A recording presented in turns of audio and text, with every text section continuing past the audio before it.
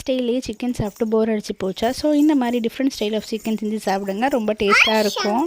So அதுக்கு வந்து 3 வெங்காயத்தை இந்த மாதிரி நீல வாக்கில் கட் பண்ணி இந்த மாதிரி நல்லா வதக்கிக்கோங்க.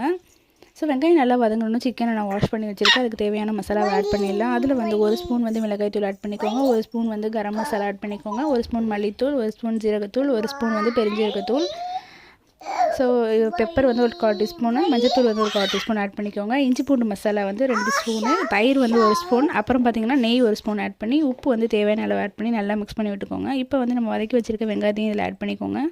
எல்லாத்தையும் ஆட் பண்ணிவிட்டு ஒரு 10 நிமிஷம் அதை வந்து மேரினேட் பண்ணி வச்சுட்டு, அதுக்கப்புறமா கடாய் சூடாக கடாயில் வந்து எண்ணெய் விட்டு இந்த மேரினேட் பண்ணி வச்சுருக்க சிக்கனை போட்டு நல்லா வதக்கி வைங்க. ஒரு 15 மினிட்ஸ் நல்லா வதங்கினதுக்கப்புறமா வந்து ஒரு 1/4 டீஸ்பூன் வந்து சில்லி சாஸ் அண்ட் 1/4 டீஸ்பூன் வந்து சோயா சாஸ் ஊற்றி நல்லா பரட்டி எடுத்திங்கன்னா சூப்பரான டேஸ்ட்டில் சிக்கன் வறுவல் ரெடி. தேங்க்யூ ஃபார் வாட்சிங்.